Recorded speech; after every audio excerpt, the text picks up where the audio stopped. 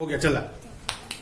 माना कि कोई यूनिवर्सल सेट है, मान लीजिए जिसमें है सब जिसके सदस्य 1 2 3 4 1 2 3 4 5 6 7 8 9। अब मान लेते हैं कि इसका कोई सबसेट ए लेते हैं जिसके सदस्य 1 3 4 6 7। अब अगर हमको कोई सेट बी बनाना हो, उसका शर्त हो कि x such that x belongs to universal but x not belongs to A. तो इसमें क्या क्या आएंगे भाई साहब? इसमें आएंगे 2 5, 2 के बाद 5, 5 के बाद 6 है, 7 है, 8 है और 9 है। यदि यहां पर हम ए का यूनियन बी से ले लें तो हम देखते हैं कि क्या होता है। 1 2 3 4 5 6 7 8 9 ये यूनिवर्सल के बराबर हो गया। तो हम यहां पर कहेंगे B is called complement of set A और हम बी को डिनोट करेंगे ए डैश से। अब आपको समझ में आ गया कि कॉम्प्लीमेंट की परिभाषा। अब हम लोग समझ में आ गए कॉम्प्लीमेंट क्या होता है। अब हम लोग कॉम्प्लीमेंट की परिभाषा समझेंगे। मान लेते हैं अब हम लोग कॉम्प्लीमेंट की परिभाषा समझेंगे। मान लेते हैं कि आप कॉम्प्लीमेंट की परिभाषा समझिए। कहता है कि the set A subset of any universal set versus set U, then the set of all those element of U which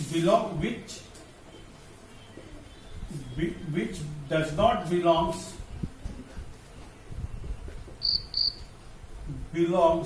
to A is called complement of set A. It is denoted by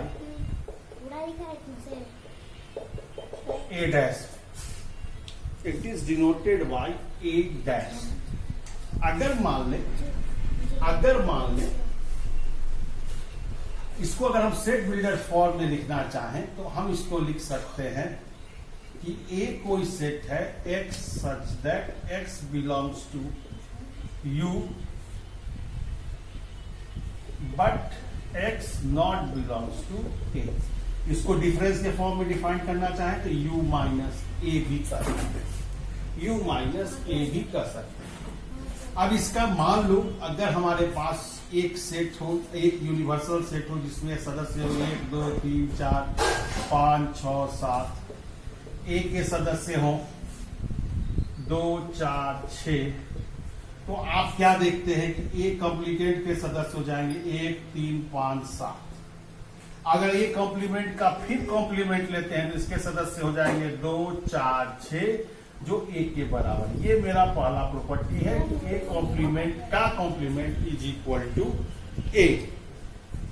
अब इसका complement में जो सबसे important formula है उसके बाद दूसरा एक और प्रॉपर्टी है जिसको आपको याद रखना है कि हम फाई का जब भी कॉम्प्लीमेंट लेंगे तो वो यूनिवर्सल सेट के बराबर होगा और यूनिवर्सल सेट का कॉम्प्लीमेंट लेंगे तो वो फाई के बराबर होगा। इसमें चौथा बहुत ही इंपॉर्टेंट लॉ है जिसको कहते हैं हम लोग डी मोर्गन्स लॉ। ये है मेरे पास ए यूनियन बी का complement is equal to A complement intersection B complement और ए इंटरसेक्शन बी का complement is equal to A complement union B complement. A union B का कॉम्प्लीमेंट। आइए एक एग्जाम्पल। अब आप देखिए कोई यू यूनिवर्सल सेट है जिसके दर 1 से लेकर 9 तक है। ए में हमारे पास 1 2 4 5 6 8, बी में 1 3 5 7 8।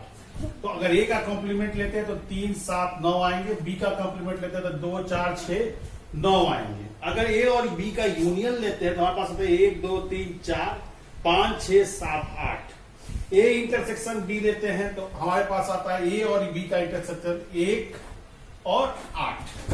अब देखिए हम डी मोर्गन्स लॉ का पहला नियम प्रूफ करने की कोशिश करते हैं कि क्या है। अब हमारा डी मोर्गन्स का पहला नियम है ए यूनियन बी का complement is equal to A complement intersection B complement. LHS में लेते हैं ए यूनियन बी का कॉम्प्लीमेंट, इसका मतलब x belongs to U but x not belongs to A union B, यानी इसका आएगा सिर्फ और सिर्फ एक एलिमेंट 9। अब उसी तरह आरएचएस में लें तो हमारे पास आएगा ए इंटरसेक्शन बी कॉम्प्लीमेंट। यहां देखिए ए इंटरसेक्शन दोनों में 9 ही एक उभयनिष्ठ सदस्य, यहां 9 आएगा, इसलिए